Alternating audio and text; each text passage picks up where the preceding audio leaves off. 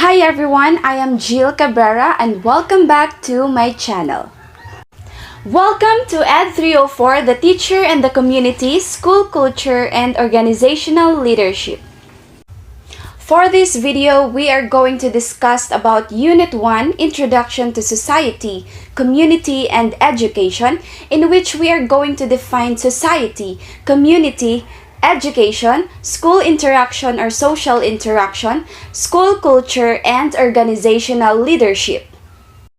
Before we proceed with the lesson proper, let us first consider the lesson objectives. So at the end of this lesson, learners are expected to, for effective, justify the difference between society and community and write a reflective essay on the impact of education in both settings. For skill, define each of the basic concepts briefly with the use of vocabulary graphic organizer. And for knowledge, identify the 6 basic concepts necessary for pre-service teachers in order to understand this course. To give you an overview of this unit, education or school is an institution created by society. Education is a function of society and as such arises from the nature and character of society itself. Society seeks to preserve itself, and to do this it maintains functions and institutions, one of which is education, to assure its survival, stability, and convenience.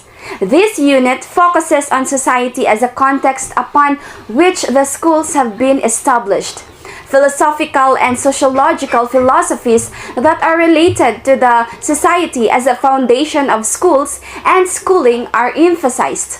Further, principles and theories on school culture, social, and organizational leadership are included to prepare prospective teachers to become school leaders and managers. There are 6 basic concepts that are necessary for pre-service teachers to learn in order to understand this course. So these are the following. We have society, community, education, school interaction, school culture, and organizational leadership. First, we have society. Society is a group of individuals involved in persistent social interaction, or a large social group sharing the same spatial or social territory, typically subject to the same political authority and dominant cultural expectations. Societies are characterized by patterns of relationships or social relations between individuals who share a distinctive culture and institutions. A given society may be described as the sum total of such relationships among its constituent of members. We have learned from our high school years that there are different types of society. These are hunting and gathering societies in which the members primarily survive by hunting animals, fishing, and gathering plants. Next is pastoral societies, which first emerged 12,000 years ago, pasture animals for food and transportation. Next is horticultural societies that rely on domesticating animals.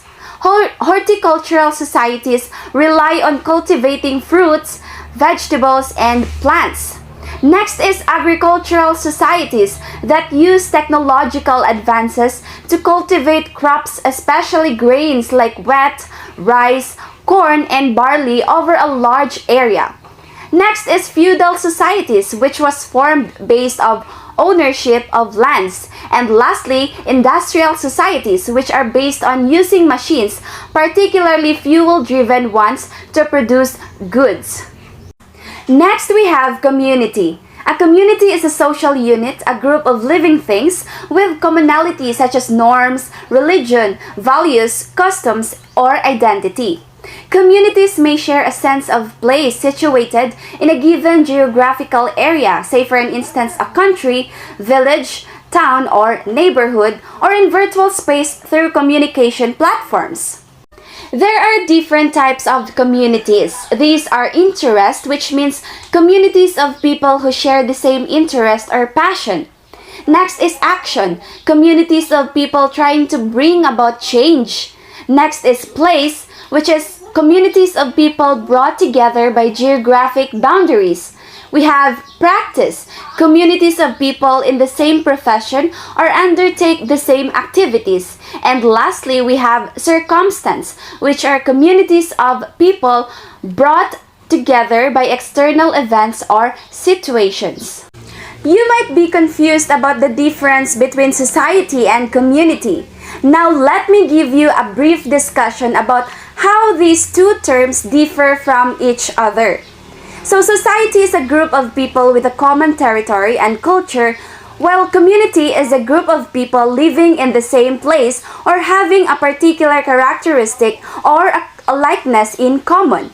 These terms are similar in a sense that a group of individuals is necessary for both. Now let us discuss education.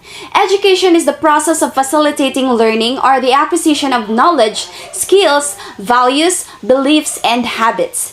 Educational methods include teaching, training, storytelling, discussion, and directed research.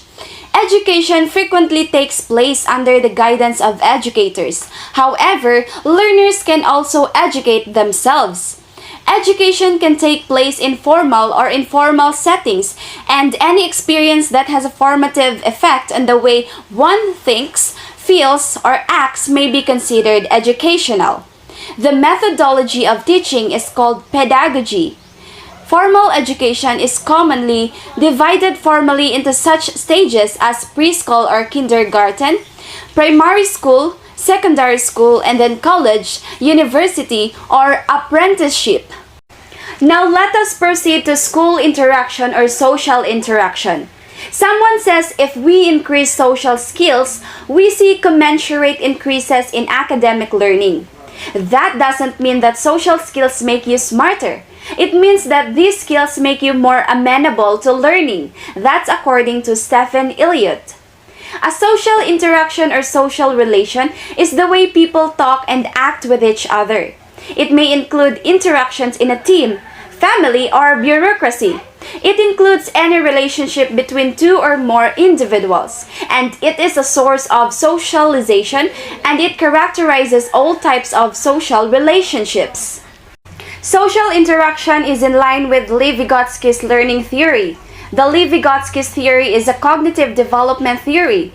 This theory makes a direct link between the cognitive development and the social development of a person.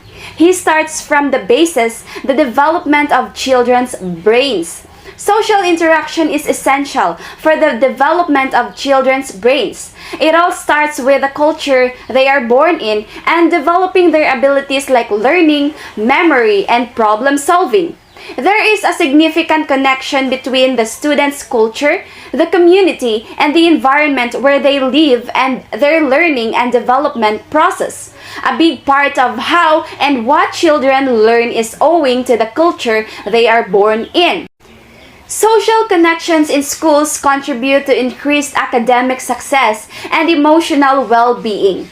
Thus, schools all over should do their best to take action into developing social relationships between students and their teachers, and inside the classroom. There are types of social or school interaction, and these are student-teacher interaction, student-school interaction, and student-content interaction. Like any other interaction, social interactions or school interactions have a direct impact on students. Teachers can help these social interactions develop. Thus, they should create a more accommodating classroom environment from both physical and socially views. When social interaction becomes part of the classroom dynamics, classrooms become active places. Now we have the school culture. The term school culture generally refers to the beliefs, perceptions, relationships, attitudes, and written and unwritten rules that shape and influence every aspect of how a school functions, but the term also encompasses more concrete issues such as the physical and emotional safety of students, the orderliness of classrooms and public spaces, or the degree to which a school embraces and celebrates racial, ethnic, linguistic, or cultural diversity. Like the larger social culture, a school culture results from both conscious and unconscious perspectives, values, interactions, and practices, and it is heavily shaped by a school's particular institutional history. Students, parents, teachers, administrators, and other staff members all contribute to their school's culture, as do other influences such as the community in which the school is located, the policies that govern how it operates, or the principles upon which the school was founded. Lastly, we have organizational leadership.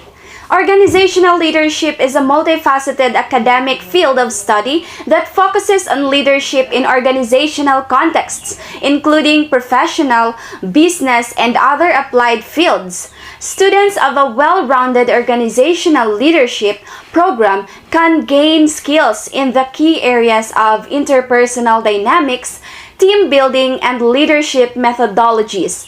Sound organizational decision-making can help you make the right choices for the organization or individuals you collaborate with in your academic career. There are qualities of a successful organizational leadership student: self-assessment.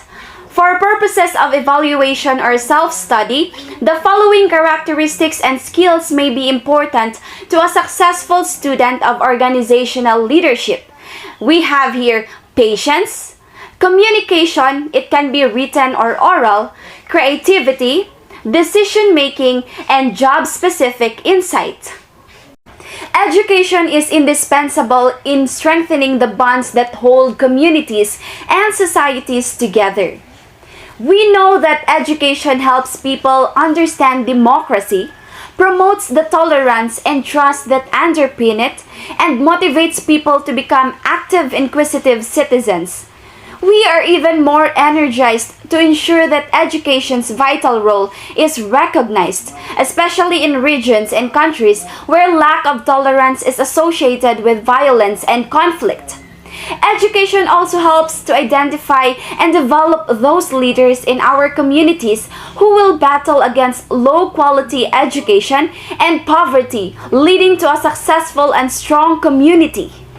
The above-mentioned basic concepts are important guides toward learning and understanding this course, which is a big part in helping pre-service teachers acquire knowledge not only in terms of academic but in building connections with the students and the school as well.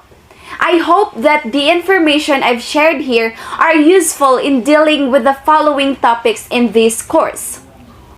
Again, the basic concepts that we have discussed are society, community, education, school interaction or social interaction, school culture, and organizational leadership. I hope you have learned something from the basic concepts that are discussed earlier. Those knowledge that you have acquired will be useful in understanding the following topics under this unit. That's all for this video, everyone. Please don't forget to like, subscribe, and click the notification bell for more updates in my upcoming educational video. Thank you and God bless.